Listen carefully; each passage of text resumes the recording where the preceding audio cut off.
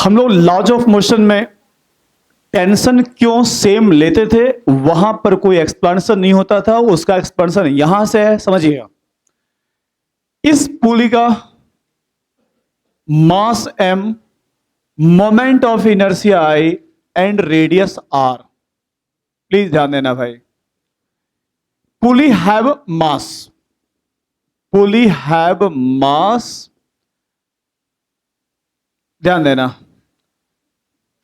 Suppose इस रस्सी में मैंने टेंशन लगाया T2, इसको पुल किया T2 से, इसको पुल किया T1 से। Suppose T2 greater than T1। अब बताइएगा T2 T1 से ग्रेटर है तो ये जो पुली दिख रहा है ये क्लॉकवाइज घूमेगा या एंटी क्लॉकवाइज? कहां घूमेगा? Anti clockwise. इसका एक्सिस ऑफ रोटेशन कहां पर है? सेंटर पर। सेंटर ऑफ मास भी कहां है? सेंटर पर। तो इस डायग्राम में एक्सिस ऑफ रोटेशन और सेंटर ऑफ मास दोनों एक ही जगह है। ठीक है, दोनों एक ही जगह है। यहीं पर सेंटर ऑफ मास है और यहीं पर एक्सिस ऑफ, कैसा एक्सिस है? फिक्स्ड या मूवेबल? कैसा है? फिक्स्ड। पढ़े थे लास्ट क्लास में भाई, टॉ किसके इक्वल? आई अल्फा। टॉ किसके इक्वल? अब बताइए T2 का टॉर्क और T1 का टॉर्क अपोज करेगा या सपोर्ट करेगा? अपोज करेगा। ये कहां घुमाएगा? एंटी। और ये कहां घुमाएगा? क्लॉकवाइज। तो सपोर्ट कर रहा है या अपोज कर रहा है? अपोज कर रहा है। R T2 पढ़े थे टॉर्क का फॉर्मूला R क्रॉस F। तो T2 का torque R into T2 minus T1 का टॉर्क R इंटू T1। सोचो यार, इसके रिस्पेक्ट में ये T1 क्लॉक या एंटी? क्लॉक। और T2 का एंटी अपोज कर रहा है, इसलिए क्या कर दिया? माइनस। किसके इक्वल? आई अल्फा। यहां से R कॉमन लिया, T2 minus T1 equal to I alpha by R. I hope यहां तक सबको समझ में आ रहा होगा। टॉर्क का फॉर्मूला क्या पढ़े थे? R into F. Laws of motion F equal to M A, force की जगह टॉर्क, ए की जगह अल्फा, ए की जगह अल्फा। ये जब मैंने इक्वेशन लिखा, अब समझो इसका ध्यान सुनना। क्यों लॉज ऑफ मोशन में हम लोग टेंशन सेम लेते थे? ध्यान सुनना। इफ पुली इज मासलेस, अगर पुली में मास नहीं है, मास नहीं है तो मोमेंट ऑफ इनर्शिया जीरो। भाई मोमेंट ऑफ इनर्शिया का फॉर्मूला क्या था? M R square by two, 2/3 m², 2/5 m²। If mass zero, moment of inertia zero. अब बताइए, if I mass zero, mass of pulley zero, बेटा मास जीरो तो moment of inertia भी। और जब ये जीरो हो गया तो बताओ T2 माइनस T1 जीरो, तो T2 किसके इक्वल? तो मेरे पास लॉज ऑफ मोशन में कोई एक्सप्लेनेशन नहीं होता था कि क्यों टेंशन सेम। कंसेप्ट यहां से, if rope is passing through the massless pulley then tension remain same. But actual logic यहां था, वह हम लोग डायरेक्ट रटवा देते थे कि भाई पुली अगर मासलेस हुआ तो टेंशन नहीं बदलेगा। एक्सप्लेनेशन यहां से, if pull is massless then T1 equal to T2।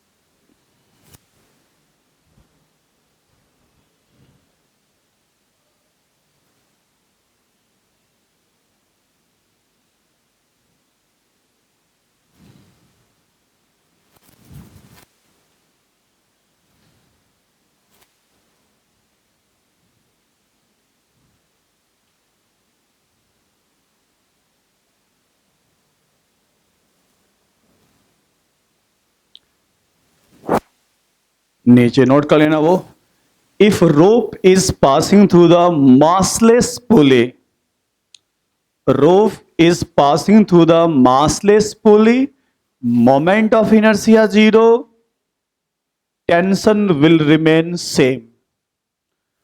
Rope is passing through the massless pulley, moment of inertia 0, tension same. तो ये हम लोग लॉज ऑफ मोशन में डायरेक्ट याद करवाते थे कि भाई पुली में मास नहीं हो तो टेंशन सेम ले लेना, बट एक्चुअल एक्सप्लेनेशन यहां से, ठीक है। और सुनना, एक और कंडीशन जहां पर T1 T2 सेम होगा, वो कंडीशन मैं समझा रहा हूं एक आईआईटी में आए हुए क्वेश्चन से देखा जाए। आईआईटी में क्वेश्चन ये आया था भाई, ये एक रहा पुली जिसका मास स्मॉल m, इस पुली का भी मास m है, एक रस्सी यहां से जा रहा है और एक ऑब्जेक्ट यहां पर है जिसका मास m है। सबसे पहले बताओ, ध्यान सुनना, पुली हैव मास, पुली में मास है, इस बार इस रस्सी और इस रस्सी में टेंशन सेम या डिफरेंट? बेटा इस बार भी सेम है। सोचो सेम क्यों, फिर वापस यहां आओ, T2 माइनस T1, वो पुली घूमेगा या रेस्ट में? बोलो, इस पुली में रोटेशन होगा क्या? नहीं, तो ये पुली क्या है? फिक्स्ड। इसका मतलब पुली में रोटेशन नहीं है, ओमेगा नहीं है, ओमेगा 0 तो अल्फा भी 0। तो एक कंडीशन और हो गया, pulley have mass but it is fixed. तो बेटा इस कंडीशन में अल्फा कितना है? 0। तो यहां पे T2 क्या हो गया? T1 के इक्वल। तो आईटी में क्वेश्चन ये आया था, ये डायग्राम था, पूछा गया था इस ये जो रॉड दिख रहा है जिसको क्या बोलते हैं? क्लैंप। इसको क्या बोलते हैं? पूछा गया तो उस क्लैंप पर लगने वाला फोर्स, तो सबसे पहला इस क्वेश्चन में भी टी, तो यहां भी क्या है? टी। क्यों? पुली में रोटेशन नहीं है, पुली घूम नहीं रहा है, alpha 0, omega 0, alpha 0, then tension same. समझ में आ गया? तो दो कंडीशन में टेंशन सेम, या तो पुली मासलेस या पुली क्या हो? फिक्स्ड। ठीक है, अब बताओ इस कंडीशन में ध्यान सुनना, इस ऑब्जेक्ट को देखो, ऊपर कौन सा फोर्स? टी, नीचे कौन सा? तो बेटा ये पक्का हो गया, टी किसका इक्वल? टी किसका इक्वल? mg। अब सुनना ध्यान से, उस पुली पर लगने वाला फोर्स देखो, एक बेटा टेंशन इधर है, एक रस्सी का टेंशन नीचे है, और एक इस पुली का खुद का मास mg।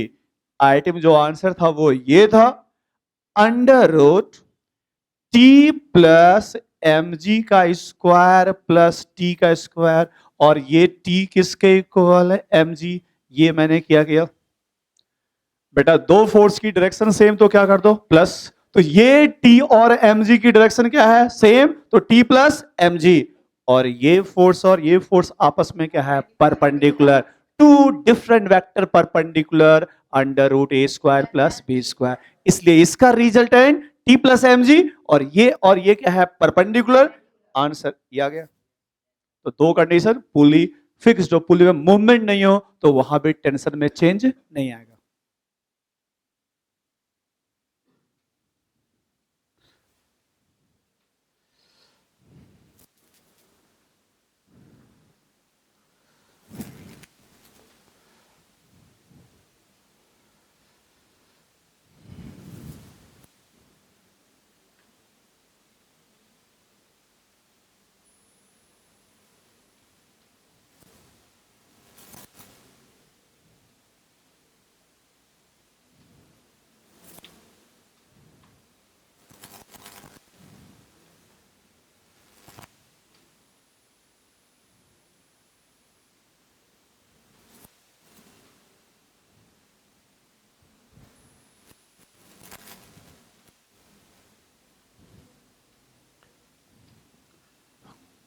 क्वेश्चन लिख लेना। क्वेश्चन क्या था? Force on clamp.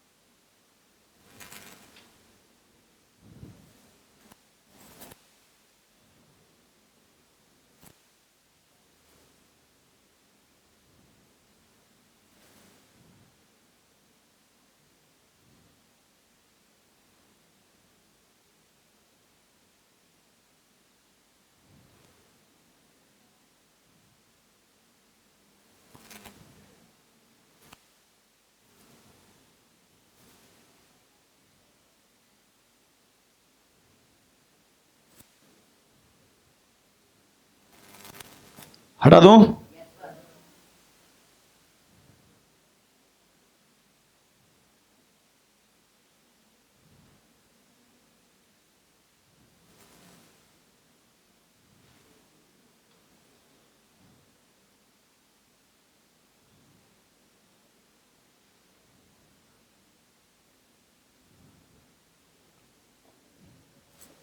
ठीक है,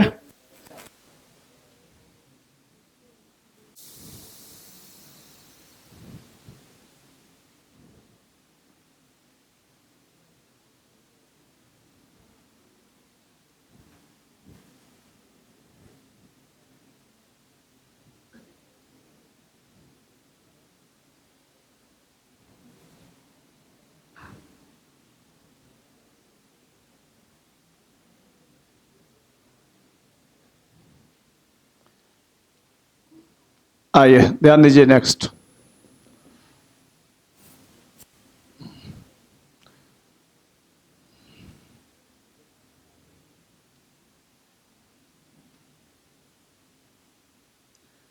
इस ऑब्जेक्ट का मास m, ये रस्सी ऊपर पुल में बांध दिए और इसकी मोमेंट ऑफ इनर्शिया I है और इसकी रेडियस है पुली का R। ठीक है, अब जितना भी क्वेश्चन लॉज ऑफ मोशन में करते थे सभी क्वेश्चन यहां होगा, बट इस चैप्टर में अब पुली में क्या रहेगा? मास। ठीक है, आइए विजुअलाइज करो। ये ऑब्जेक्ट कहां जाएगा? नीचे। इस ऑब्जेक्ट पर लगने वाला फोर्स प्लीज फटाफट देखते चलो। एक दे नीचे कौन सा फोर्स, ऊपर कौन सा फोर्स, उस पुली पर टेंशन कहां? नीचे। ध्यान देना, रुक जाइए, आप बताओ उस ऑब्जेक्ट का इक्वेशन जल्दी बोलो। बिल्कुल याद कीजिए, लॉज ऑफ मोशन, नीचे mg, ऊपर t, mg माइनस टी किसका इक्वल? m। ठीक है, ऊपर वाले डिस्क का सेंटर ऑफ मास और एक्सिस एक ही जगह है। ऊपर वाले डिस्क का सेंटर ऑफ मास और एक ही जगह है। फिर अब ये लगाए second laws of motion for linear, अब मैं लगा रहा हूं second laws of motion for rotational. ठीक है, अगर मैंने लिया टॉर्क सेंटर ऑफ मास तो आई भी सेंटर ऑफ मास। सही चल रहा है? अब बताइए इस पुली को घुमाने के लिए mg रिस्पॉन्सिबल है या टेंशन? टेंशन। क्यों mg, क्यों नहीं? mg कहां लग रहा है? सेंटर ऑफ मास पर। मैंने, अब बताओ, याद करो टॉर्क वाली क्लास, सेंटर ऑफ मास से mg कहां जा रहा है? सेंटर ऑफ मास से। इस क्लैंप का भी फोर्स कहां जा रहा है? सेंटर ऑफ मास से। तो बताओ कौन सा फोर्स सेंटर ऑफ मास से नहीं जा रहा है? सिर्फ टेंशन, सिर्फ टेंशन। तो बताइए ये टॉर्क लिखा R into T, I into alpha, सिर्फ T निकाला, उधर I से R से क्या कर दिए? Divide, I by R into alpha. यहां तक समझ में आ रहा है? mg को क्यों नहीं लिया? mg कहां जा रहा है? सेंटर ऑफ मास। उस ऊपर वाले रस्सी का फोर्स क्यों नहीं लिया? वो भी सेंटर ऑफ मास से। टॉर्क का फॉर्मूला पढ़े थे R क्रॉस F, जिसके रिस्पेक्ट में लो जो जो फोर्स उसी पॉइंट्स जा रहा है उस फोर्स का टॉर्क कितना? 0। ठीक है, अब आप देखो इस अल्फा को बताए थे लास्ट क्लास में A किसके इक्वल? अल्फा। तो अल्फा किसके इक्वल? A by R। इसको जब लिखा A बाय R तो क्या हो गया? स्क्वायर। I अल्फा को लिखा A बाय R, ये हो गया I A बाय, ये बेटा रहा सेकेंड इक्वेशन, ये रहा first equation. Now first plus second, अब ऐसे बड़े क्वेश्चन सीबीआईटी में आते हैं। फर्स्ट प्लस सेकेंड किया तो ये बताओ ये टी और टी क्या हो गया? कैंसर। एलएचएस में सिर्फ क्या बचा? mg। आरएचएस में M A plus I A upon R square, mg A common m plus I by R square. Finally A किसके इक्वल? mg upon m plus I by R square.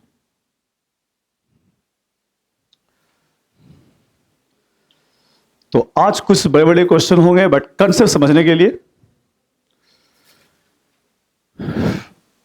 तो आज जितने भी क्वेश्चन करने वाले हैं सिर्फ दो फॉर्मूले पर, second laws of motion for linear and second laws of motion for rotational.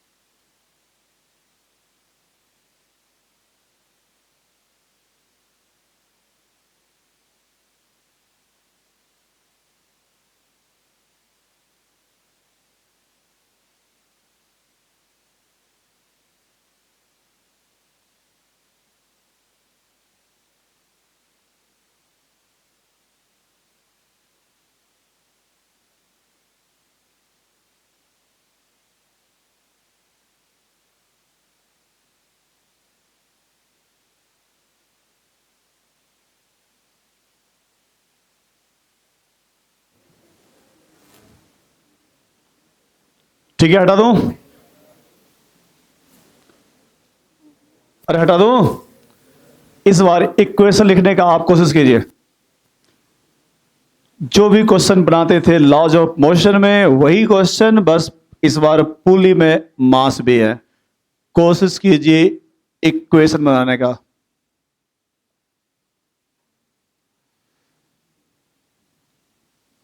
इधर का मास 2m, इधर का मास m, पुली की moment of inertia I, radius r। लिखिए इक्वेशन। दो ऑब्जेक्ट का, एक पुली का, तीन इक्वेशन। ऑब्जेक्टिव में बोले इतने बड़े क्वेश्चन नहीं आते हैं, बट इक्वेशन लिखना सीखो। एक ऑब्जेक्ट का मास m, दूसरे का मास 2m और पुली की मोमेंट ऑफ इनर्शिया I। तीन ऑब्जेक्ट है, तीन इक्वेशन लिखिए।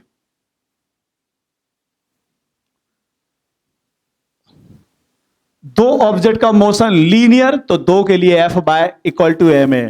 दो के लिए, एक के लिए रोटेशनल, तो एक के लिए tau equal to I alpha. कोशिश करो। Three object, three equation. Pulley have mass, pulley have moment of inertia. Three object, three equation. कोशिश करो।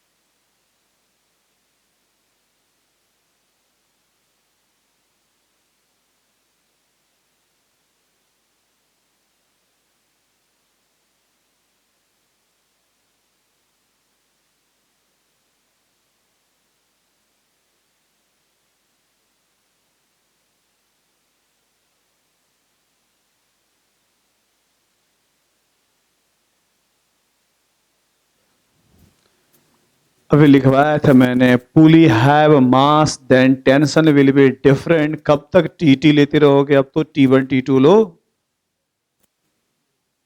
हिंदी में लिखवा दूं? यार मैं भी इतना अच्छा समझाया था, कुछ कमी मुझ में था लगता है। इतना अच्छा से मैं लिखवाया था, pulley have mass tension will be different. अभी भी टी लिखोगे? मुझे बस इक्वेशन चेक करना है। अब तो टी लिखना छोड़ो, रोटेशनल मोशन है ये। पुली हैव मास T1 T2, अब टी और टी नहीं। भारी मास नीचे जाएगा, हल्का मास ऊपर जाएगा। तुम लोग दोनों को ऊपर ले जा रहे हो। ये कहां जाएगा? ये 2m का है, तुमने mg क्यों लिखा? इसका मास कितना है? 2m है, तो कितना होगा? 2mg। और इसका मास m, तो कितना होगा? mg। तुमने इसे 2m कहां से लिखा? अरे तुम्हारा मास 40 है, तो 80 kg लगाओगे फोर्स।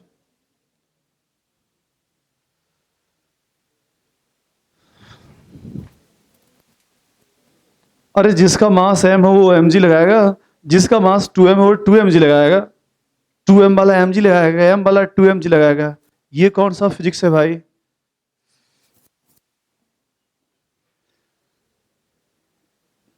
तुम लोग की कॉपी देखने में बहुत मजा आता है मुझे। भाई ये 2m है, ये बताओ इसका वेट कितना? 2mg।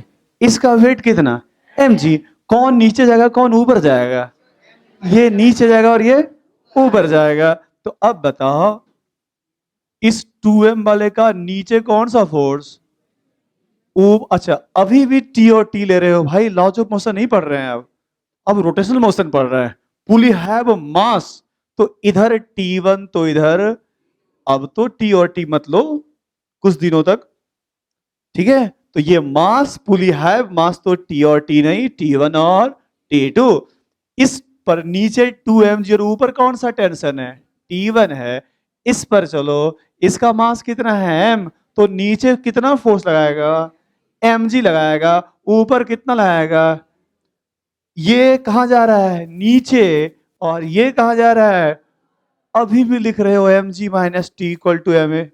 भाई ये नीचे जा रहा है तो कौन बड़ा है, 2mg। ये क्या है, छोटा है। अपोजिट है तो क्या करेंगे, माइनस। तो बताओ इसका इक्वेशन में क्या लिखो, 2mg माइनस किसके इक्वल, ma या 2ma, क्योंकि इसका मास कितना है 2m।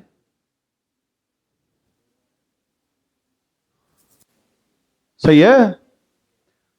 वो ब्लॉक, वो कहां जा रहा है, ऊपर जा रहा है, तो कौन बड़ा, T2 बड़ा। तो मैं इसका इक्वेशन क्या लिखो, T2 माइनस mg किसके इक्वल, सही जा रहा है। क्यों भाई, सही है,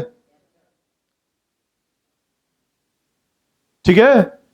दो ऑब्जेक्ट, दो इक्वेशन, जो सीधे जा रहा हो F equal to M A, और जो घूम रहा हो उसके लिए tau equal to I alpha. अब लगा पुली के लिए, टॉ किसके इक्वल होता है, आई अल्फा। अब आप बताइए T1, ये पुली कैसा घूमेगा, क्लॉक या एंटी, क्लॉक घूमेगा या एंटी, ये भारी है, ये हल्का है, तो ये इधर घूमेगा।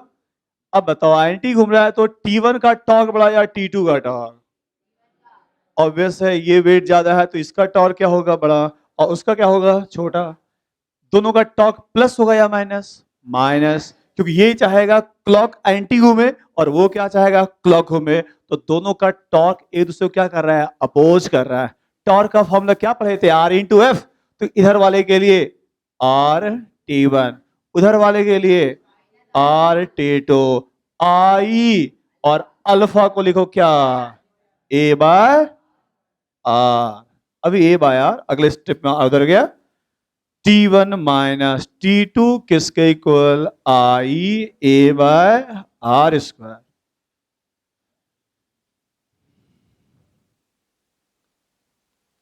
एडवांस लेवल की प्रैक्टिस जरूर कराएंगे, बट पहले ये मेन लेवल का एक क्वेश्चन सही लिखो। ज्यादा मैं 1-1.5 महीना बाद बैच बनाऊंगा अलग से, बट ऑब्वियस है सबको परमिट बिल्कुल नहीं करेंगे, चाहे वो आईटी के रहे किसी को रहे हो, बस जो अच्छा कर रहे हैं टॉप 20 टॉप बस। इसलिए आप इतना परफॉर्म कीजिए, कॉपी अच्छा देखिए, मुझे देखने जाओ पीछे तो।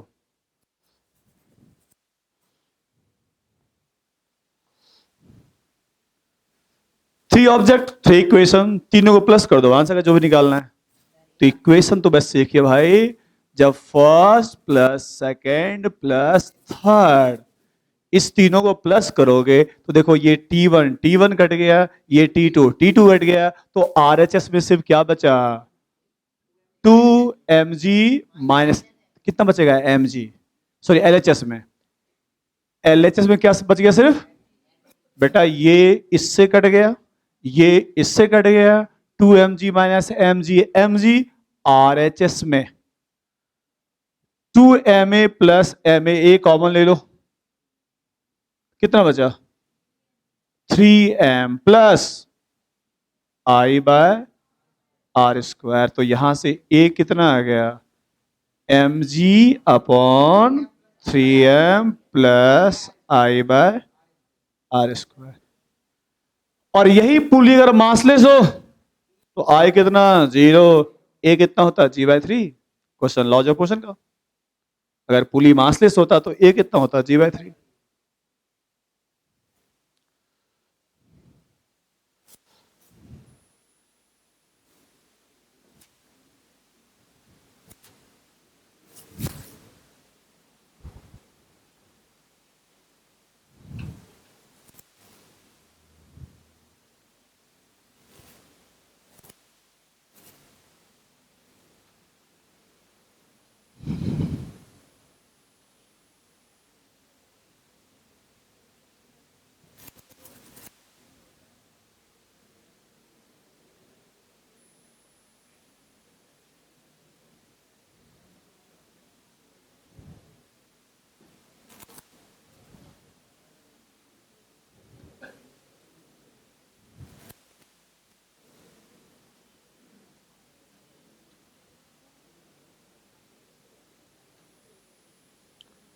हटा दें।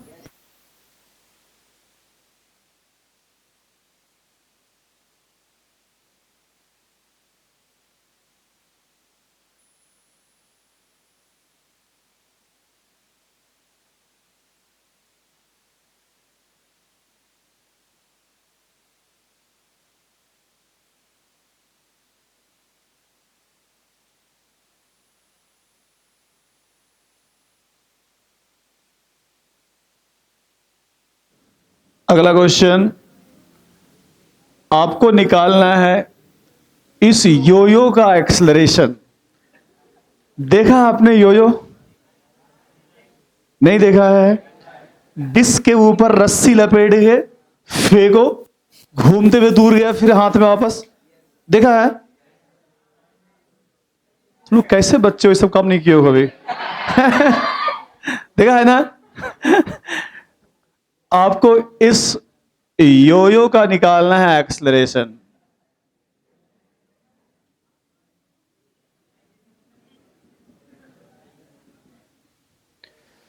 डिस्क के ऊपर रस्सी लपेटा हुआ है, रस्सी बांध दिए, डिस्क को छोड़ दिए, डिस्क घूमते हुए कहां गिर रहा है? नीचे। कोशिश करो, कैलकुलेट एक्सलरेशन ऑफ डिस्क।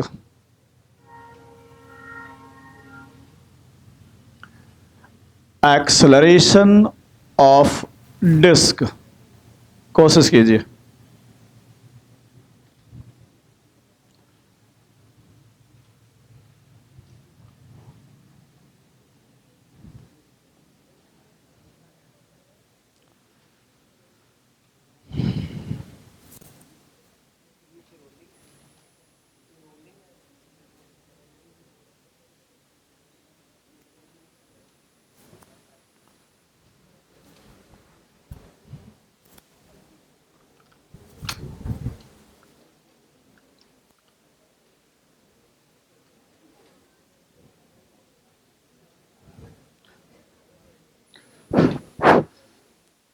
चलो एक ये देख लो, सॉल्व कर रहे हैं हम दो मेथड से। प्लीज ध्यान सुनो, सिर्फ दो मेथड,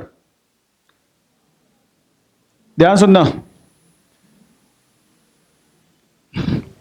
दो मेथड, पहले सीखो लंबा मेथड से।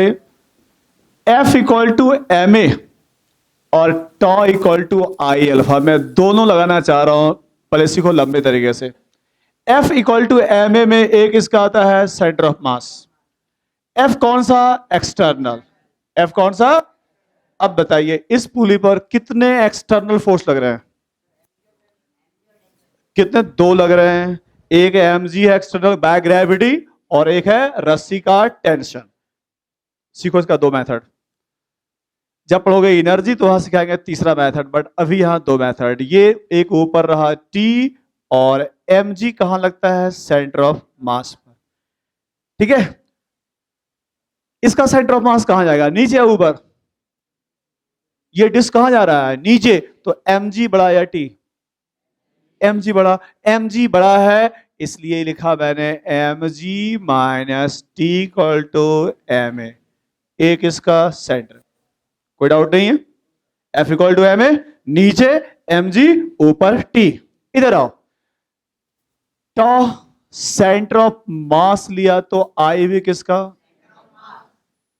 अब बताओ, मैंने सेंटर ऑफ मास के रिस्पेक्ट में लिया, तो बताओ with respect to COM mg का टॉर्क जीरो। क्यों जीरो? mg कहां से आ रहा है? Centre of mass. तो बताए थे जिसके रिस्पेक्ट में टॉर्क लोगे, जो फोर्स वहीं से जाएगा उसका टॉर्क कितना? जीरो। तो बताओ सेंटर से mg कितने दूर पर है? जीरो। तो mg का टॉर्क कितना हो गया? जीरो। तो किसका टॉर्क बचा? किसका बचा? समझ में आ रहा है भाई? भाई कितने फोर्स थे? दो। तो दो का ही टॉर्क होगा। क्यों mg का जीरो?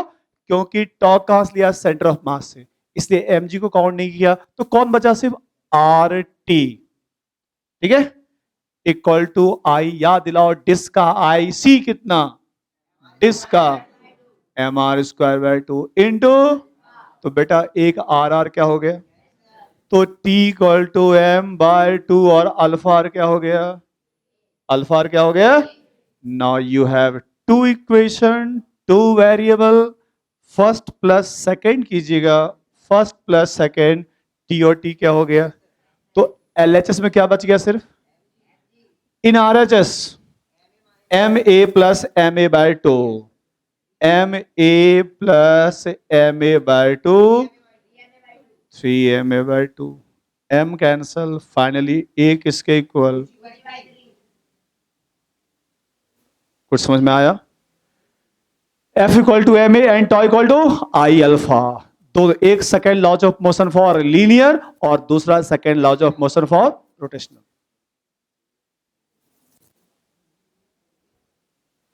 एक मेथड, ये एक मेथड और सिखाते हैं, दोनों ही समझना है।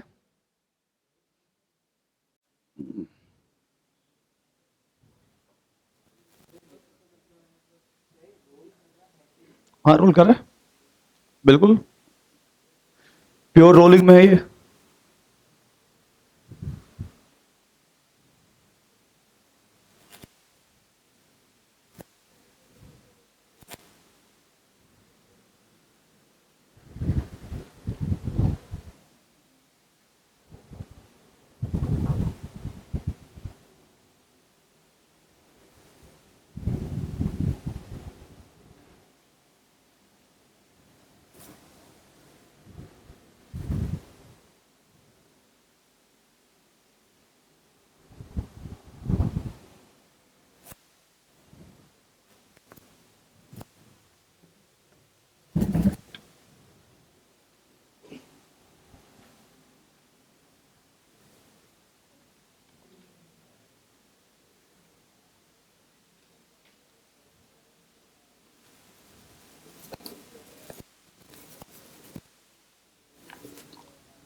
भाई पकड़ना, बताना, यही क्वेश्चन है यार। पकड़ना बॉटल को, अभी नहीं, नीचे जगह तक पकड़ना। इसको छोड़ दिया यहां से, क्या हुआ? कैसा मोशन था इसका? रोल करते हुए नीचे गया। अरे स्लिप किया या रोल किया? जब तक रस्सी में अटैच था मोशन कैसा था? रोलिंग था।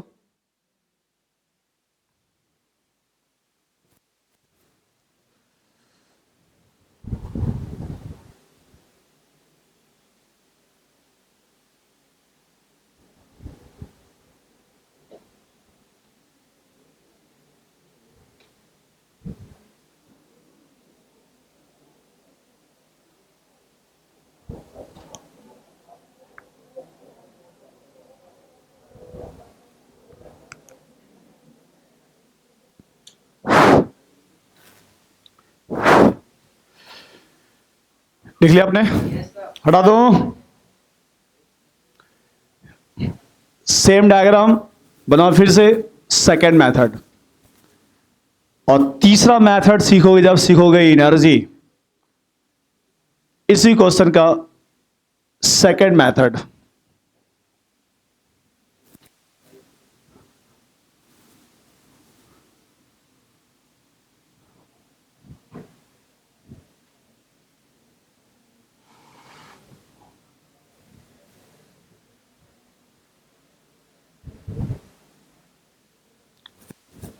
आइए ध्यान दें,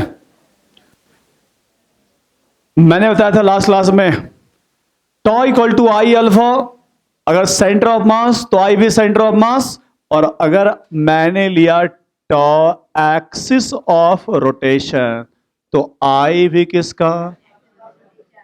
इंटू।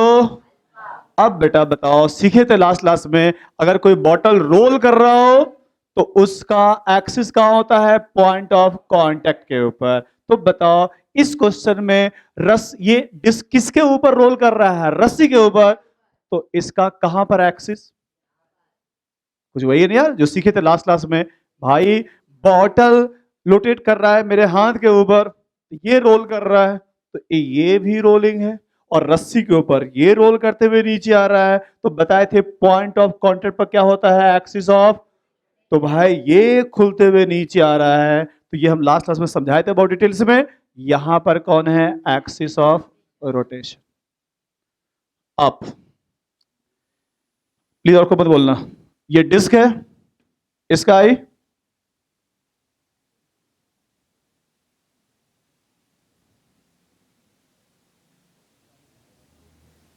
कुछ बोलिए, नहीं बोलिएगा। आप बोलिए। डिस्क नाम सुना है?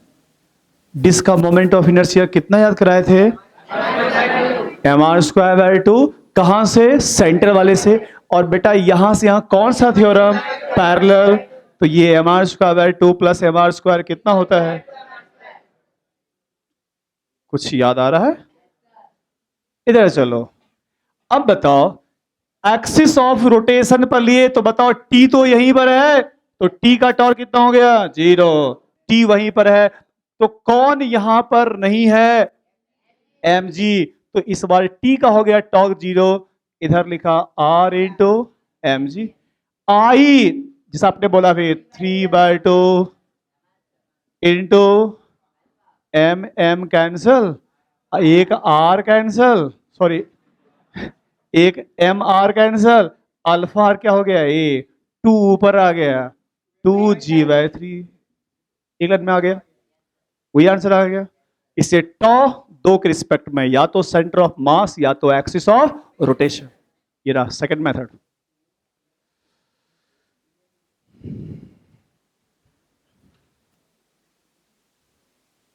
दोनों का आंसर सेम। लिख लो यहां पर सेकंड मेथड। इसलिए किसी भी क्वेश्चन में आपके पास दो तरीका है। जितना कंसेप्ट हम इस बैच में पढ़ाएंगे एचसी वर्मा तो 100% बन जाएगा। किसी भी एग्जाम में कंसेप्ट सबका सेम होता है।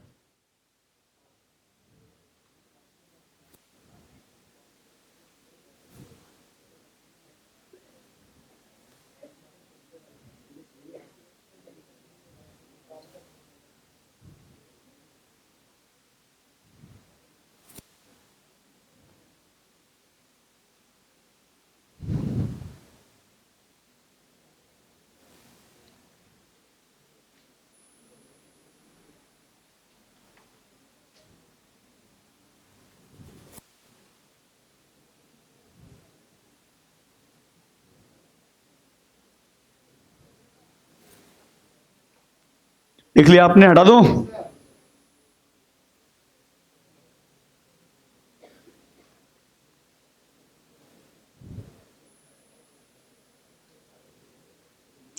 बट ये सभी क्वेश्चन जब पढ़ोगे एनर्जी मेथड तो वहां ये सभी क्वेश्चन दोबारा रिपीट भी होगा।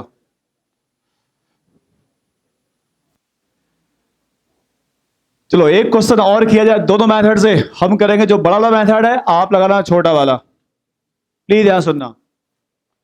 मैं सॉल्व करूंगा बड़े मेथड से, आप सॉल्व करना। मतलब बड़ा मेथड का मतलब सेंटर ऑफ मास, आप सॉल्व करना एक्सिस ऑफ रोटेशन। और बताया था लास्ट क्लास में, in case of pure rolling axis कहां पर होता है? Point of contact. ठीक है, तो अगला क्वेश्चन मैं करूंगा बड़े मेथड से, आप करना छोटे से। तो समझ लो ध्यान से, ध्यान समझना भाई। रफ सरफेस, एक बिल्कुल ध्यान से समझना भाई, बिल्कुल चुपचाप बिना बोले हुए, बस समझता बस सुनते रहो मेरी बात को बिल्कुल ध्यान से।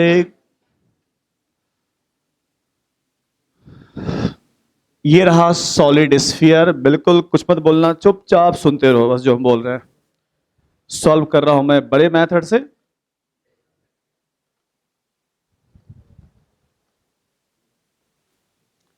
प्लीज कुछ मत लिखो, मतलब ध्यान सुनो, कोई कुछ नहीं बोलेगा, चुपचाप सुनते रहना। और कोशिश करो मैं कौन सा फोर्स कहां दिखा रहा हूं, क्यों दिखा रहा हूं, ट्राई टू विजुलाइज, सिर्फ समझने की कोशिश कीजिए।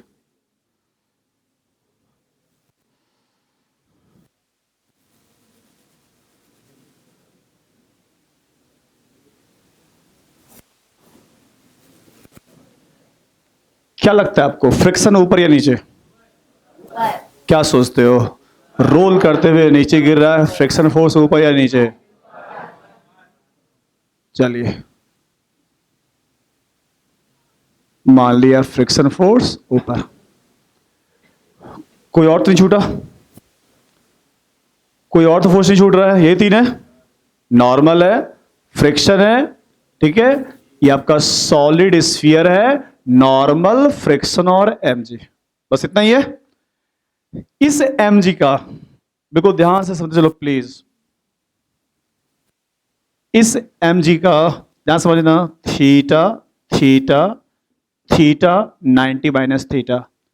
इस mg को इधर ले गया, mg cos थीटा, mg को यहां लाया, mg sin थीटा।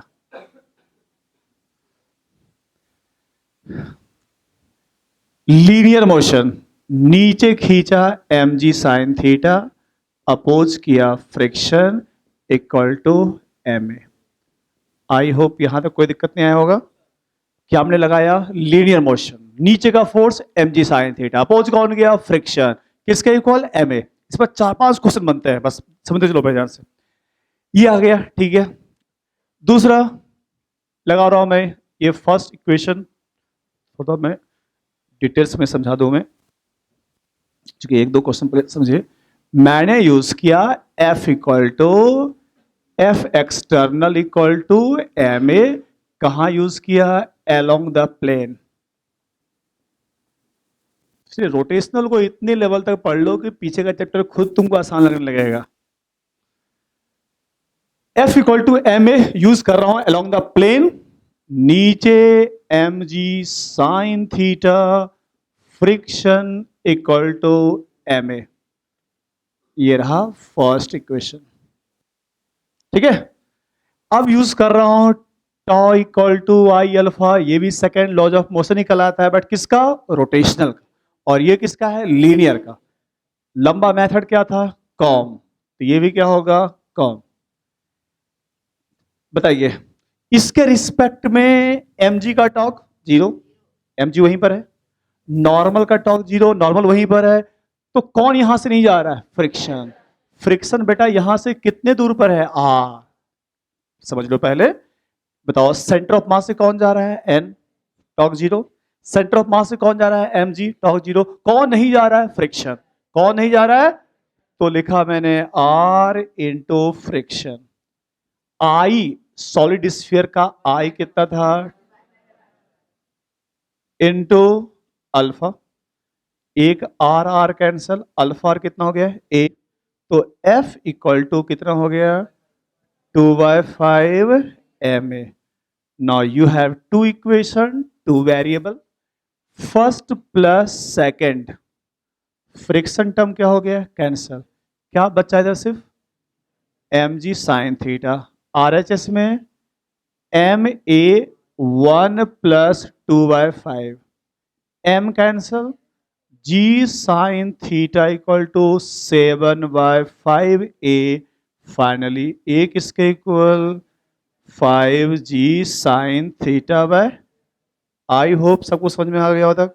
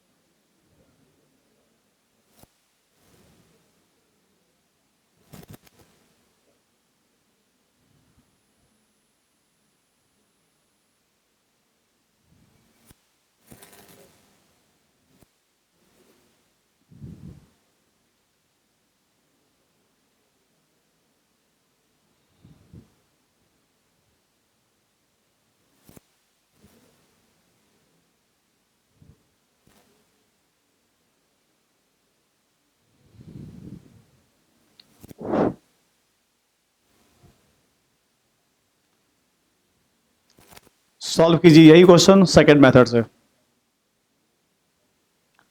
सॉल्व कीजिए यही क्वेश्चन सेकंड मेथड। मैंने यूज किया कॉम को, आप यूज कीजिए axis of rotation. Same question by second method.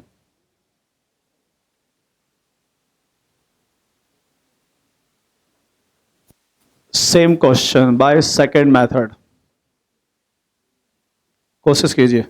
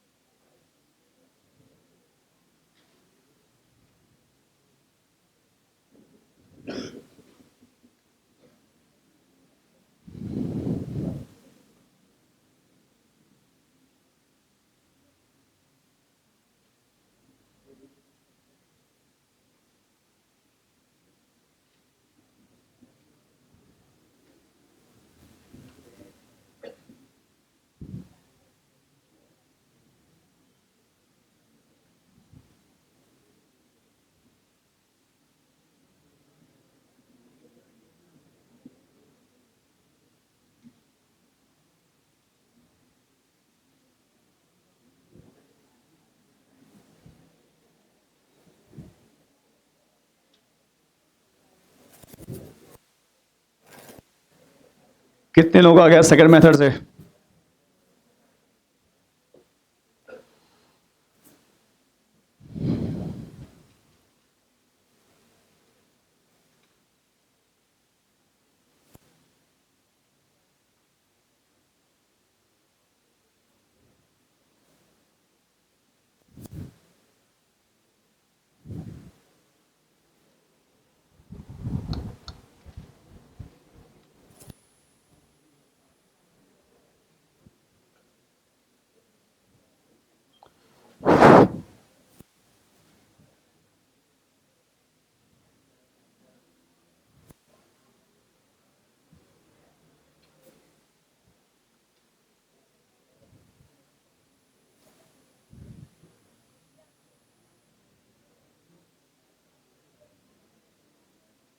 आ गया?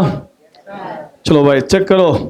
बताए थे in case of rolling axis of rotation at the point of contact. बेटा ये सिखाए थे लास्ट क्लास में, यही बहुत सिखाए थे। ये रहा इसका एक्सिस ऑफ रोटेशन। टॉर्क लेने का दो तरीका, सेंटर ऑफ मास और axis of rotation. Tau equal to I alpha A O R A O R. अब बताओ यहां से कौन कौन सा फोर्स जा रहा है? एन। और कौन गया? फ्रिक्शन। और कौन गया? एम जी कॉस भी गया। तो यहां से एम जी कॉस भी गया, एन भी गया, फ्रिक्शन भी। कौन नहीं गया? और ये एम जी साइन थीटा और ये आर क्या है? Perpendicular. M G sine theta into R. फिर याद करो parallel axis theorem, 2/5 7/5, 2/5 M R square plus M R square. ये था 7/5 M R square into alpha. M गया, एक आर गया, अल्फा रे 5 ऊपर आ गया, 5g साइन थीटा अपॉन 7। ठीक है, सही है। ऑब्जेक्टिव के लिए एक शॉर्ट ट्रिक भी याद रखना भाई। ए निकालने का बहुत जगह काम पड़ेगा। G sine theta upon 1 + C तो याद होगा ही। mr² रिंग का, हाफ डिस्क का, 2/3 सॉलिड स्फीयर और 2/5 hollow sphere, sorry solid sphere, hollow sphere, disc और अच्छा रिंग के ऊपर रिंग रखते जाओ, क्या बन गया? Hollow cylinder. तो बताए थे रिंग का मोमेंट ऑफ इनर्शिया वही होता है जो हॉलो। इसका मतलब ये शॉर्ट ट्रिक आपको ऑब्जेक्टिव में काम आएगा भाई। क्या काम आएगा? सॉलिड स्फीयर नीचे आ रहा है, बताओ उसका ए जी साइन थीटा अपॉन 1 + c, रख दो c 2/5, 5 ऊपर, आंसर कितना हो गया? 5/7। तो मेथड वो था, थोड़ा शॉर्ट ट्रिक वो लिख लो।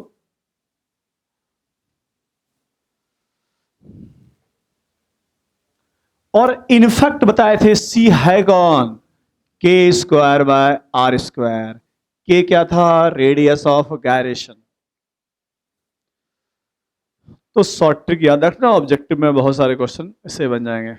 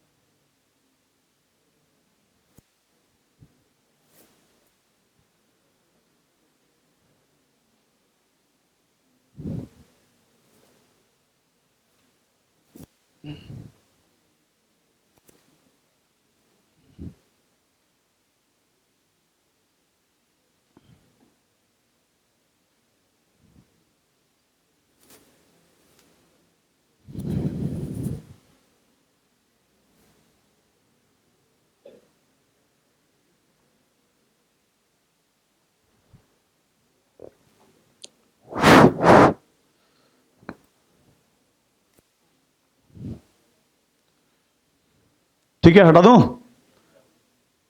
अब सुनना क्वेश्चन क्या है लॉजिकल। इस चार में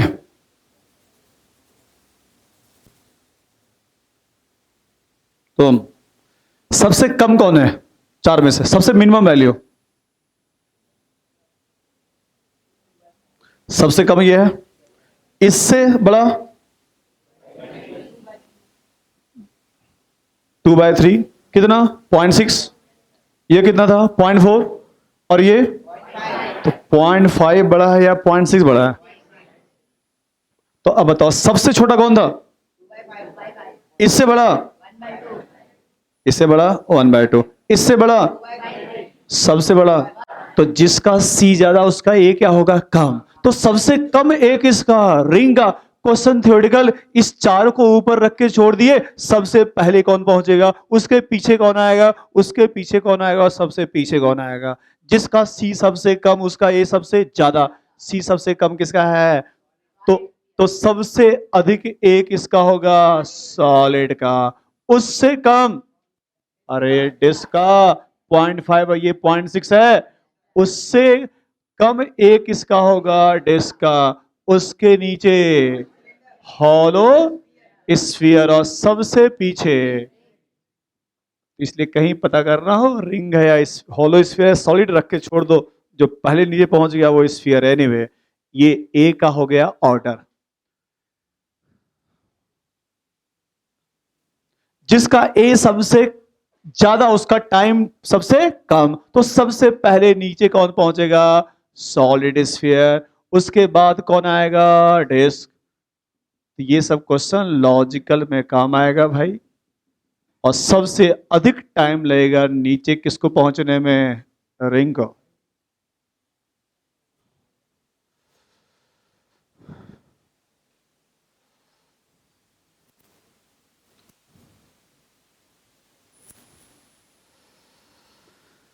जिसका सी मिनिमम उसका ए मैक्सिमम।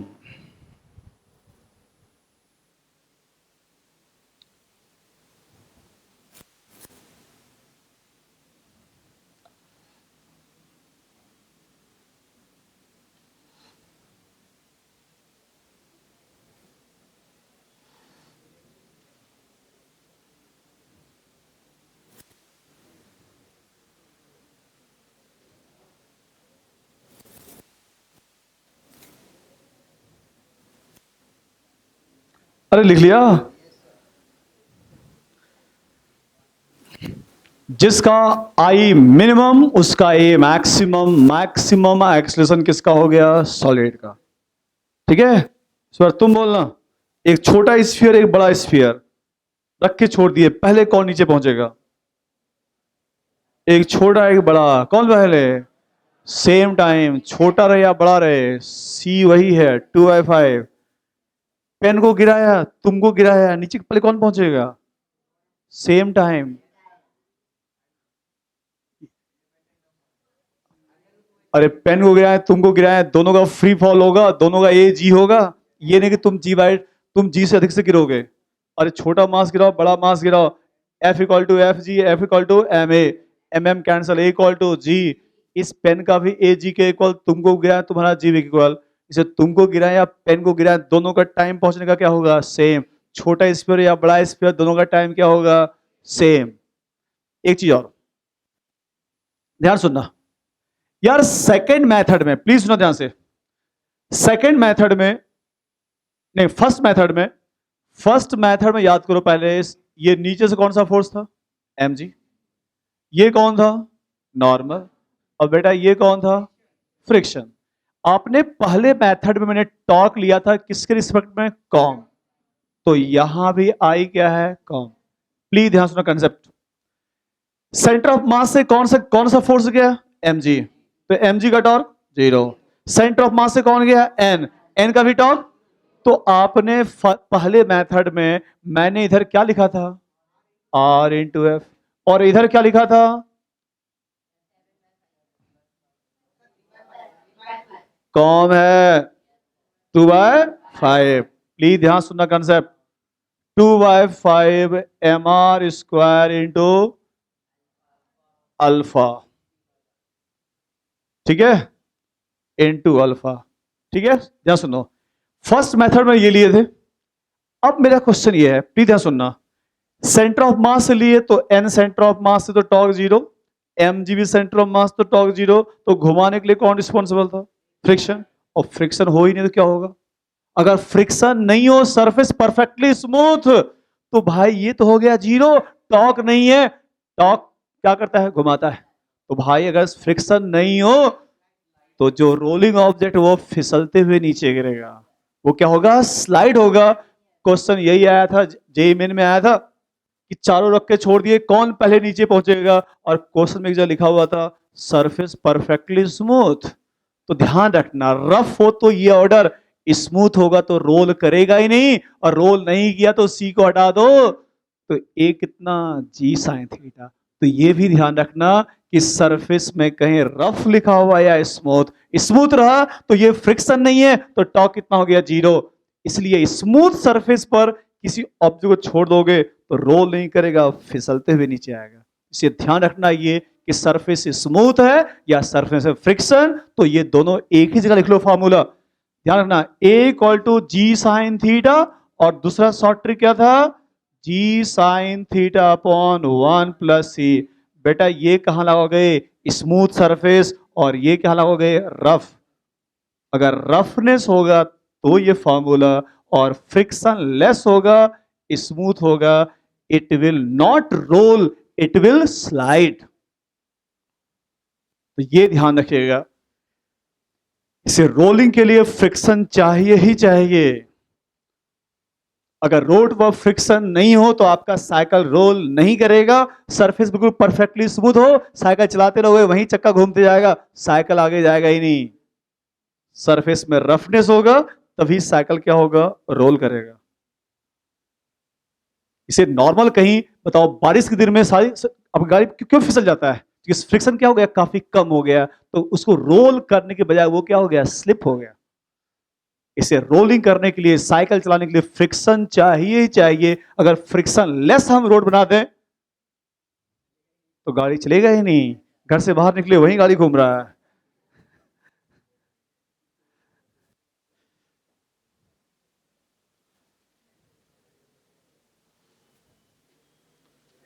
इसलिए रोड भी बहुत इंपॉर्टेंट। इसे मैं गया तो नहीं, लोग बोलते हैं दुबई सब में वहां पर रोड, एक कंक्रीट रोड नहीं होता है।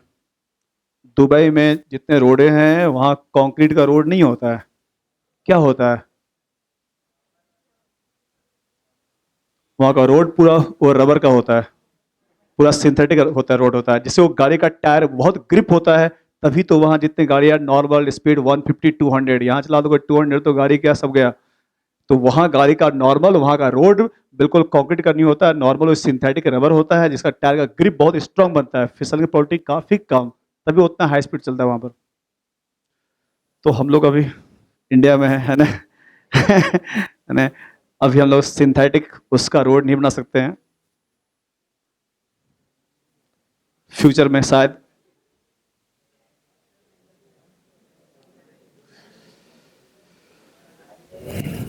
तो याद रखना, रोल करने के लिए क्या चाहिए? फ्रिक्शन चाहिए।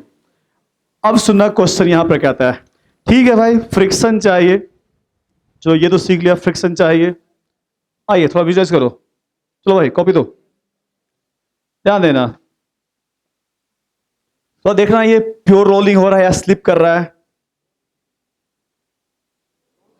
रोल कर रहा है, मतलब कॉपी में इतना फ्रिक्शन है, ठीक है, ये फ्रिक्शन इसलिए रोल कर रहा है। अब थोड़ा सा फिसल जा रहा है ये, थोड़ा सा ये, थोड़ा सा थोड़ा सा फिसल भी रहा है। अब क्वेश्चन ये, मिनिमम कितना फ्रिक्शन चाहिए रोल करने के लिए, अब ये भी निकालना है। और अगर ये रोल कर रहा है, मेन क्वेश्चन यही था, अब ये रोल करते हुए नीचे आ रहा है, तो फ्रिक्शन तो है, बिना फ्रिक्शन का रोल कहीं नहीं रहा होगा। क्वेश्चन यही है, सॉलिड स्फीयर रोल करते हुए नीचे आ रहा है, बताना है आपको फ्रिक्शन कितना। बनाइए अगला क्वेश्चन।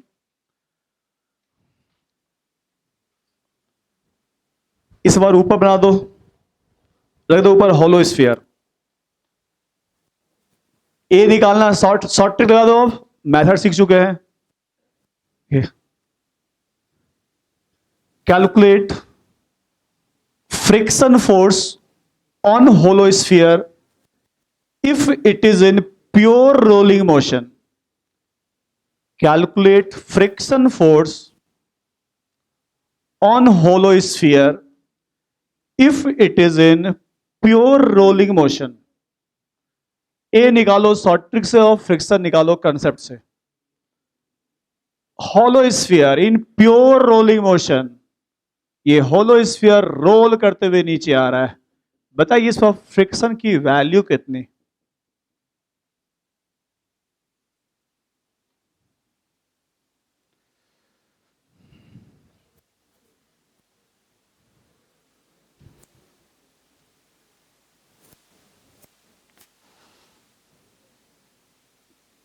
ए निकालो शॉर्ट ट्रिक से, फ्रिक्शन निकालो कंसेप्ट से।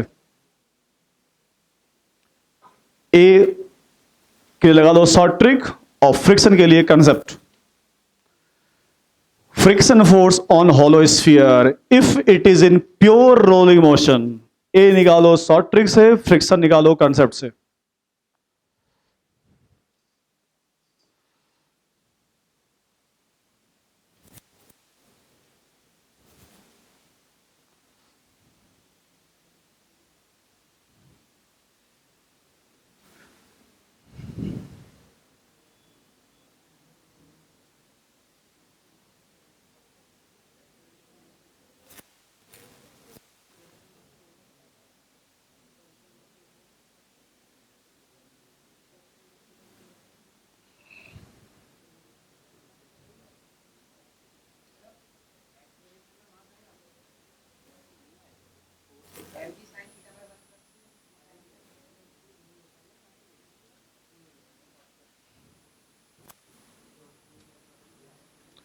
ए शॉर्ट ट्रिक से,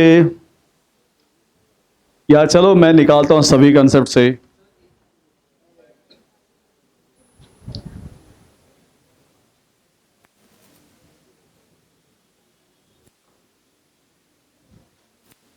मेडिकल में अभी तक सिर्फ निकालने ए ही आया है, बट अब आईआईटी के लिए फ्रिक्शन भी निकालना, कोफिशिएंट ऑफ फ्रिक्शन भी निकालना, हर एक चीज सीखना है आईआईटी और एम्स के लिए। चेक करते हैं 2/5, चेक करते हैं।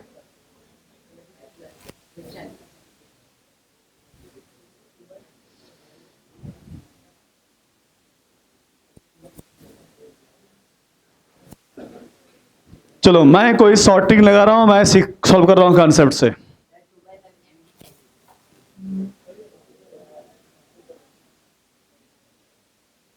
चलो शॉर्टिंग लगाता हूं मैं भी। बताओ ए का क्या था शॉर्टिंग? जी साइन थीटा 1+2/3 कितना? 3/5 जी साइन थीटा। आई होप ये सबको समझ में आ गया होगा। ए निकाल दिया शॉर्ट ट्रिक से, ठीक है। अब सीखो फ्रिक्शन, ध्यान सुनना प्लीज, समझ लो। पहले मैं F=ma लगा रहा हूं along the plane, along the plane मैं ये लगा रहा हूं फॉर्मूला। अब बताओ कौन खींच रहा है? M G sine theta. Oppose बेटा कौन कर रहा है? फ्रिक्शन। ये रहा फ्रिक्शन, और कुछ देर पहले हम सिखाए थे एम जी। ये सब काम हम लोग लॉज ऑफ मोशन में भी किए थे।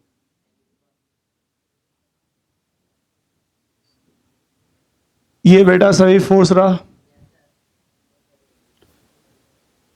एन क्या कर रहा है? mg को बैलेंस, ठीक है। नीचे कौन ला रहा है? और अपोज कौन कर रहा है? फ्रिक्शन। अब ध्यान देना भाई,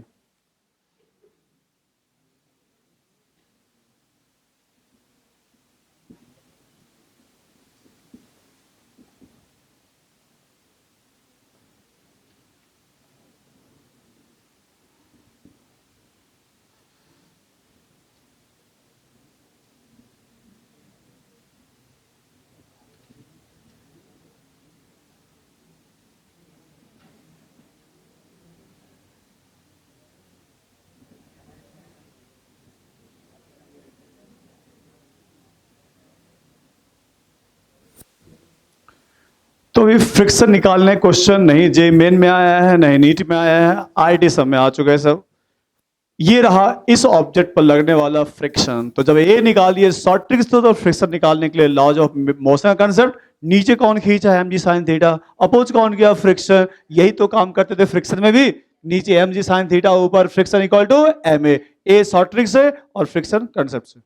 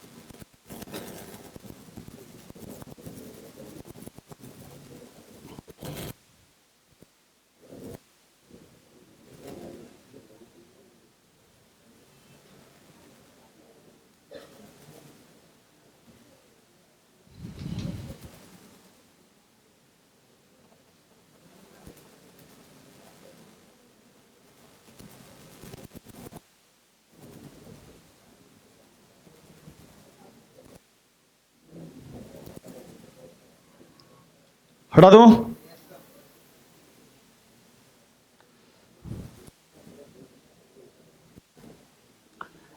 आपसे मेरा एक क्वेश्चन है, याद दिलाइए मुझे स्लाइडिंग फ्रिक्शन का फॉर्मूला, प्लीज बोलो उसको। स्लाइडिंग फ्रिक्शन का फॉर्मूला क्या पढ़े थे? Laws of friction. Sliding friction का फॉर्मूला,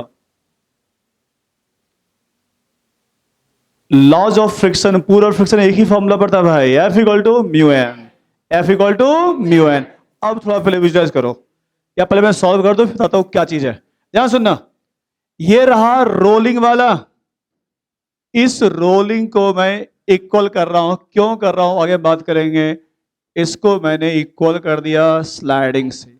रोलिंग निकाल चुके हैं 2/5 एम जी साइन थीटा। ये सब क्वेश्चन अभी आईटी एडवांस के लिए होगा भाई, और कहीं नहीं आया है।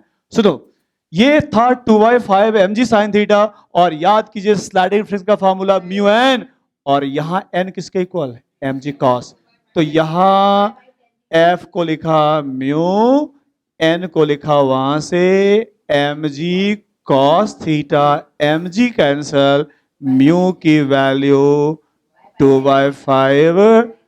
क्वेश्चन ये पूछा जाता है, ध्यान सुनना, स्मूथ सरफेस रोल किया ही नहीं, स्लिप हो गया, आखिर कितना रफनेस होना चाहिए पूछा जाता है, minimum value of coefficient of friction. तो भाई रोल करने के लिए इसको इक्वल कर देना, इसलिए कम से कम म्यू इससे या इससे ज्यादा होना चाहिए, तभी वो रोल करेगा। अगर म्यू की वैल्यू, अगर ये जो वैल्यू आया अगर उससे कम है, तो वह रोल प्लस स्लाइड फिसलेगा भी, थोड़ा घूमेगा भी। तो इस कंडीशन में प्योर रोलिंग नहीं होगा, नॉट प्योर रोलिंग। इस कंडीशन में क्या होगा, प्योर रोलिंग। पर इसको लिख लीजिए, फिर जज करते हैं। बट ये फ्रिक्शन का क्वेश्चन, म्यू का क्वेश्चन, ये सब सिर्फ आईटी एडवांस के लिए, कितना चाहिए म्यू रोल करने के लिए। तो वह दो फैक्टर पर डिपेंड कर रहा है, एक तो tan थीटा भी आ रहा है, कितने एंगल पर छोड़ रहे हैं।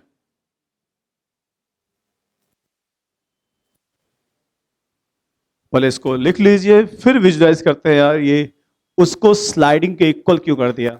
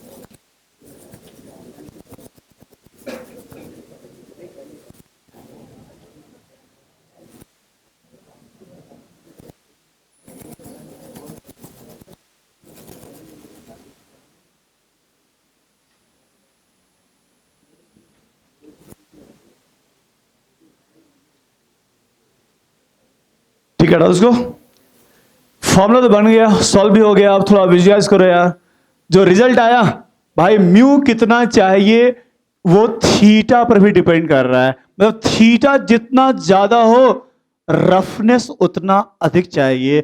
अगर आपने थीटा बढ़ा दिया और रफनेस में कोई चेंज नहीं किया, तो वह रोल की जगह क्या हो जाएगा, स्लिप। जैसा भी आपने देखा था भाई, कॉपी दो थोड़ा, जिसका कॉपी स्मूथ हो वो दो, फिसलने का चांस हो, ये है।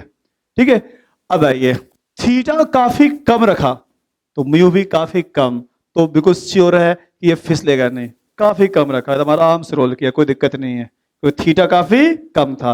अब थीटा हम बढ़ाते जा रहे हैं, थीटा बढ़ रहा है, क्या बढ़ रहा है, ए बढ़ रहा है। ए का फॉर्मूला क्या था, G sine theta upon 1 plus सी। तो थीटा बढ़ रहा है तो इसका स्पीड क्या हो रहा है, बढ़ रहा है, ये बढ़ रहा है, ये बढ़ रहा है, थीटा बढ़ाते जा रहे हैं हम, ये बढ़ रहा है, अभी रोल कर रहा है, अब थोड़ा फिसल जा रहा है, अब प्योर रोल नहीं कर रहा है। इसका मतलब थीटा बढ़ा रहे हैं तो मुझे म्यू क्या चाहिए, ज्यादा चाहिए। और रफनेस अगर नहीं है, अब बताओ थीटा काफी चाहिए, थोड़ा रफ दिख रहा है, अब ये थीटा यहाँ, ये बिल्कुल रोल कर रहा है, कोई दिक्कत नहीं है। ठीक है, तो जितना स्मूथ सरफेस होगा वहां पर ऑब्जेक्ट को रोल करना काफी टफ होगा। ठीक है, तो एक लिमिट है जहां पर ये रोलिंग किसके इक्वल, स्लाइडिंग के इक्वल, तब तक सही है।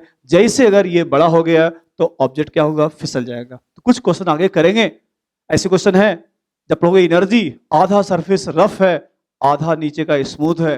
आगे जब पढ़ोगे एनर्जी तो क्वेश्चन यहां ऐसे बनेंगे कि आधा रफ है, आधा स्मूथ है, नीचे पहुंचेगा तो कितनी स्पीड होगी। तो सबसे पहले बताओ, शॉर्टिक जब ए निकल गया, जब शॉर्टिक से ए निकल गया तो अब कितने टाइम में नीचे पहुंचेगा, कितना वो स्पीड से पहुंचेगा, फिर वो सब निकालना आपके लिए टफ काम बिल्कुल नहीं होगा।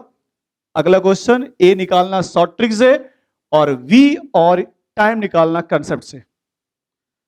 ये एंगल थीटा, हाइट एच, ए निकालना शॉर्ट ट्रिक से भाई। ये रहा डिस्क, सरफेस हैव रफनेस। अब एक ही क्वेश्चन में हम लोग जितना चीज सीखे सभी कुछ निकालेंगे। जितना भी चीज आपने सीखा यहां पर सभी वैल्यू निकालना है। ये डायग्राम बनाइए।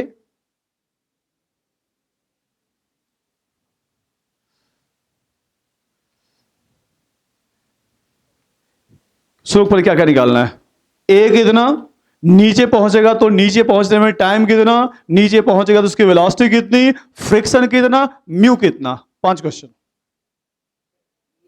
पांच पे निकाल लो, जल्दी मत करो। 5 निकाल लो। ए चाहिए, फ्रिक्शन चाहिए, म्यू चाहिए, स्पीड चाहिए, टाइम चाहिए। 5 क्वेश्चन।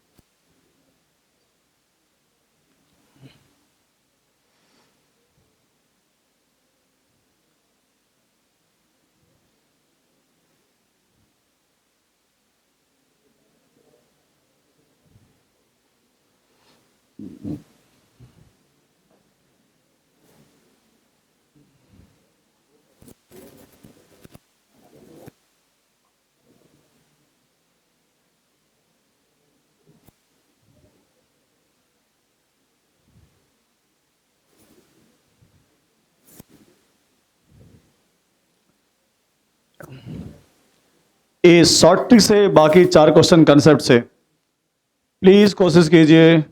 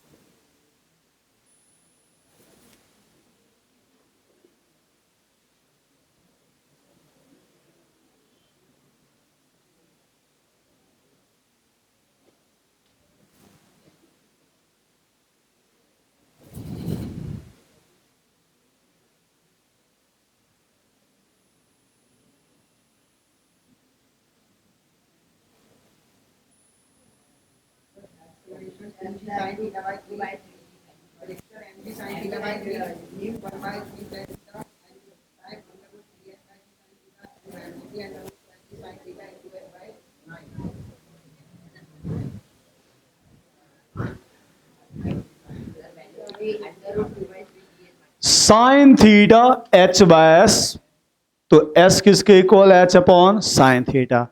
ए निकाला मैंने शॉर्ट ट्रिक से, G sine theta upon 1 + C disc का हाफ 2/3 जी साइन थीटा। आइए, ए आ गया कंसेप्ट से, शॉर्ट ट्रिक से। अब ए निकल गया। अब बताओ डिस्क के किस पॉइंट का मोशन है स्ट्रेट लाइन मोशन, सेंटर का या साइड का? सेंटर का। बेटा डिस्क का सेंटर तो हमेशा यही रहेगा।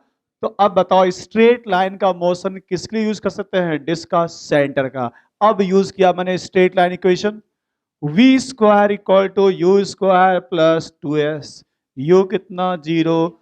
वी स्क्वायर टू ए वहां से 2g साइन थीटा बाय 3 और s यहां से h अपॉन साइन थीटा, ये कैंसर।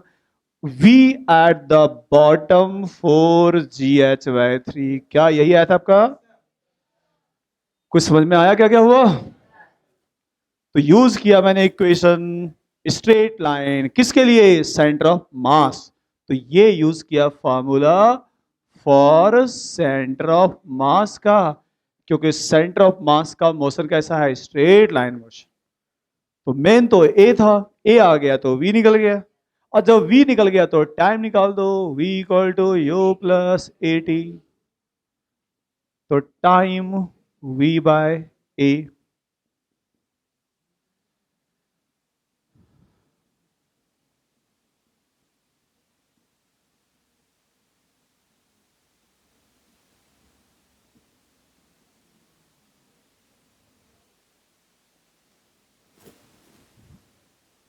लोग बोलते हैं रोटेशनल, मेरा तो है रोटेशनल ही सबसे सिंपल चैप्टर है। इसको पढ़ा जाए, ये अपने पूरा कर लिया तो पीछे का चैप्टर खुद हो जाएगा, वैसा हो जाएगा।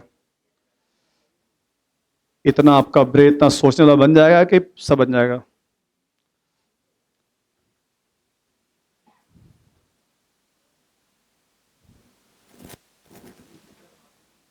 हाँ उससे भी यही आएगा। हाँ तो ठीक है बेटा, उससे आ जाएगा, कोई कोई दिक्कत नहीं है।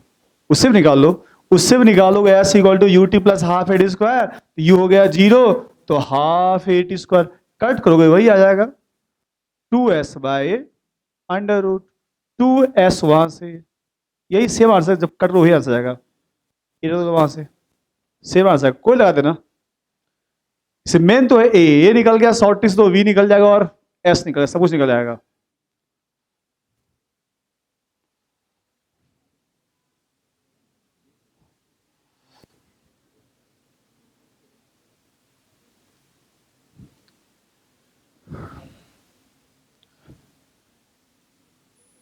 अब ये सब जो क्वेश्चन कर रहे हैं सिर्फ एम्स और आईआईटी एडवांस के लिए, ये सब जेई मेन का क्वेश्चन नहीं है भाई।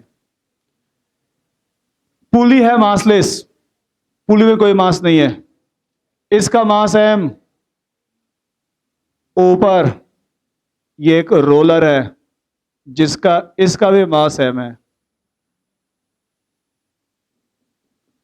क्वेश्चन विजुअलाइज करो, क्या होगा क्वेश्चन में? ऊपर रखा हुआ है रोलर, रस्सी बना हुआ है यहां पर, ठीक है? तो रोलर घूमेगा और ये ऑब्जेक्ट कहां जाएगा? नीचे। निकालिए। इस बार पुली क्या है? मासलेस। ये मासलेस है तो ये टी, तो ये भी निकालिए। ए कितना, टी कितना? Only for AIIMS and advance. JEE Main और नीट का लेवल हो गया आपका चैप्टर ये टॉर्क तक का। अब यहां से जो भी क्वेश्चन करोगे only for IIT advance and AIIMS.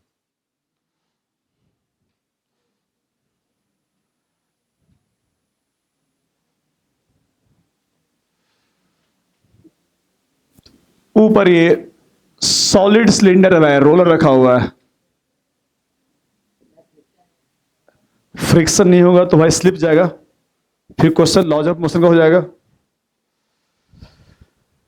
Surface have friction, भाई बिना फ्रिक्शन का रोल नहीं करेगा।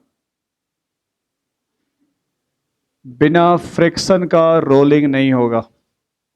दोनों का मास सेम, ऊपर का भी मास है, नीचे का भी मास है।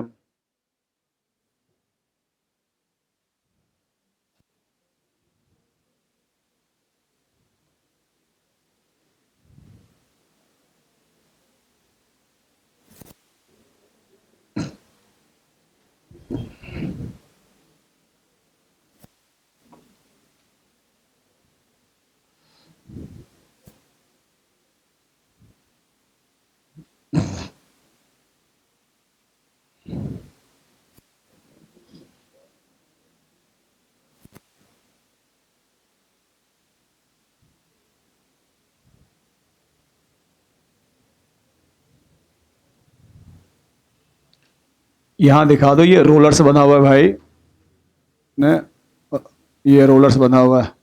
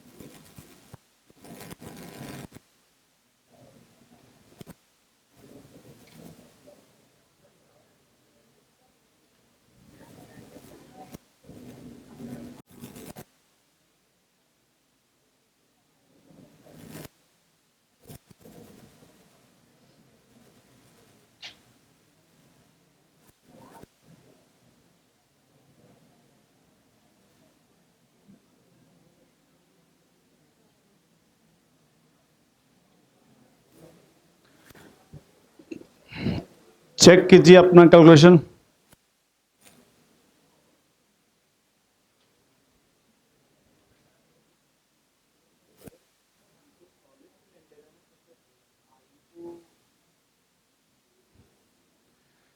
Cylinder is made of disc, ये एम आर स्क्वायर, ये एम आर स्क्वायर 2 प्लस एम आर स्क्वायर।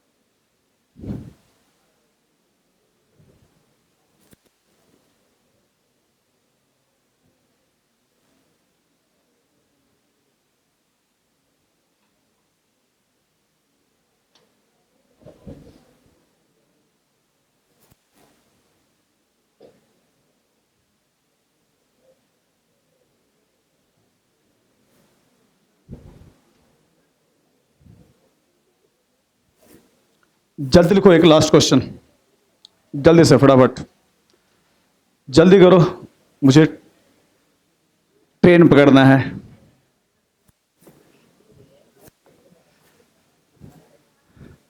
मैं दिल्ली जा रहा हूँ। मैं सोचा थोड़ा दिल्ली जाने कौन सा यार, वहाँ तो आपको बोलना चाहिए सर मत जाओ, हम वहाँ बहुत आजकल मैंने बहुत ज़्यादा वहाँ पोल्यूशन फैला हुआ है। मैं तो सोच रहा हूँ मैं जाऊँ कैसे। अच्छा, अब अगले वीक से जो अपनी क्लास रखेंगे, अब मेरी वीक में 3 क्लास लगेंगे क्योंकि सिलेबस थोड़ा छूट रहा है। 3 क्लास, ठीक है। और अगली क्लास में एक नई कॉपी भी लेकर आना। 3 क्लास चलेगा। एसएचएम एंड वेफ जो एक टफेस्ट चैप्टर है, और एक क्लास पढ़ाऊंगा फिर और एक्स्ट्रा सिर्फ रोटेशन और पीछे का पूरे प्रैक्टिस के लिए। अगली क्लास में एक नई कॉपी रखना और एक ये भी रखना। एक नया कॉपी एसएचएम और वेब, जो दोनों एक मुश्किल चैप्टर में आता है, तो थोड़ा सा धीरे धीरे वो भी स्टार्ट करेंगे। इसको बैठा दो।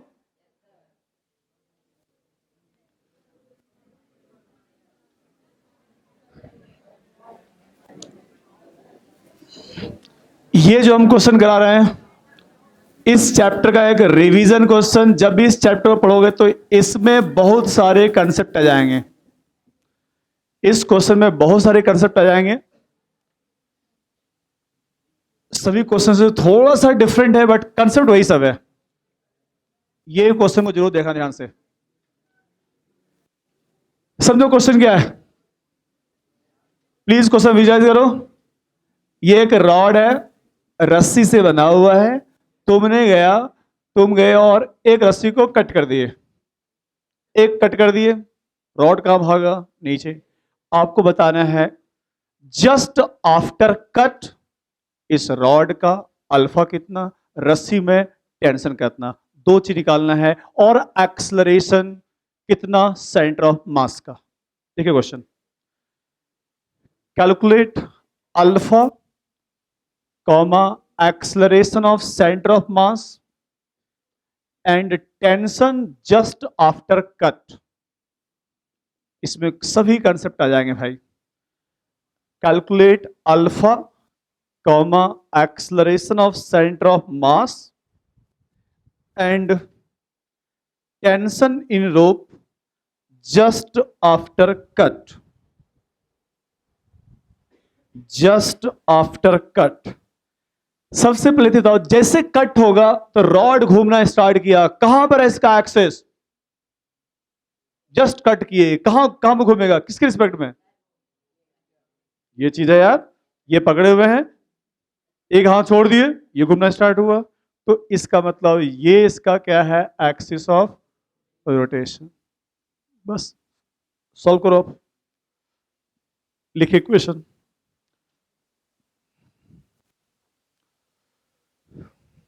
अल्फा निकालने 2 साल पहले नीट में आया था। टेंशन निकालना 4 साल पहले आईआईटी में आया था। लेंथ एल, लेंथ एल ले लो भाई, लेंथ एल मास एम। रॉड की लेंथ एल और रॉड की मास है एम।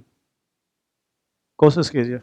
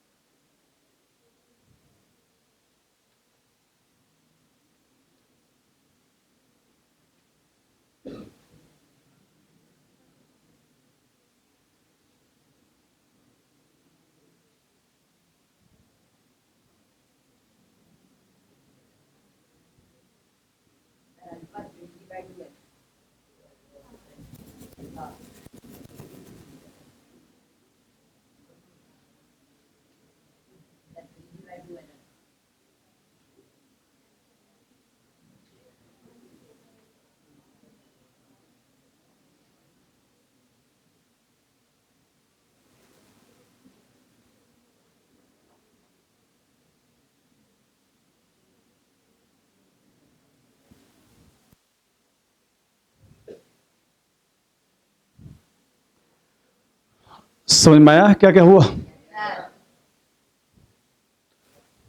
इसके रिस्पेक्ट में टी यही था तो टी का टॉर्क 0। यहां से mg कितने दूर पर है? L/2, इसलिए mg इंटू L/2। वो कहां गया? वो तो कट गया, उसमें टी कितना हो गया? 0, इसलिए यहां लिखा mg L/2। रॉड में ये पढ़े थे, ये कितना था बोलो?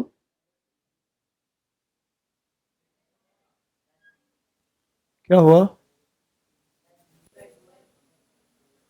अच्छा 3g/2 है। ध्यान देना, याद कीजिए मोमेंट ऑफ इनर्शिया ये कितना था? ml²/12, साइड से ml²/3, इसलिए इसका लिखा ml²/3 इंटू अल्फा, यहां से आ गया अल्फा।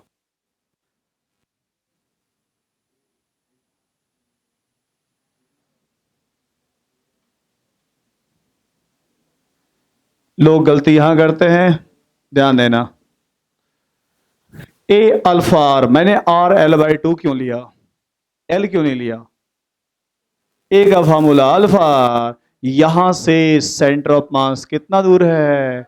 L/2 है। ए का फॉर्मूला अल्फा आर, और आर एल नहीं L/2 है, इसलिए गलती एक यहां होता है, ये सही हो गया। गलत आया चेक करो।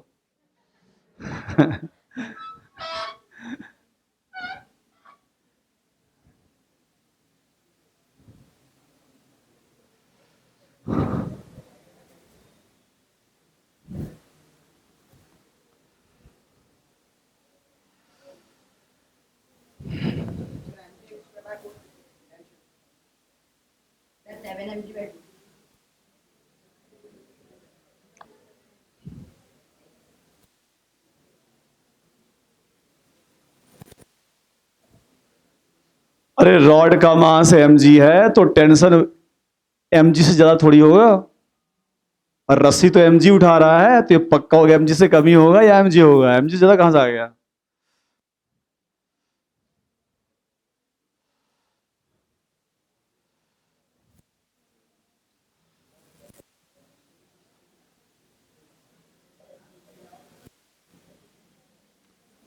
बोली कोई? ए सॉरी टेंशन,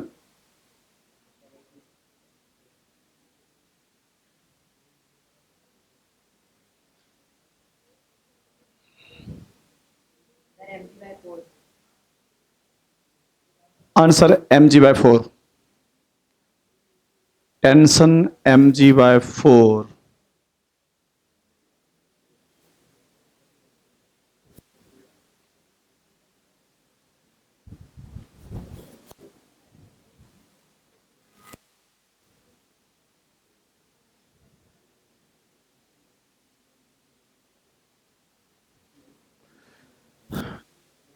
अरे न्यूटन सेकेंड लॉ क्या था लीनियर के लिए? ध्यान दो, बहुत बड़ा काम नहीं है। एफ एक्सटर्नल किसके इक्वल? एम। ए किसका? सेंटर ऑफ मास का। बताओ नीचे कौन सा force? M G minus T, और एम। इतना बार गलती करने के बाद तुम लोगों ने सही किया।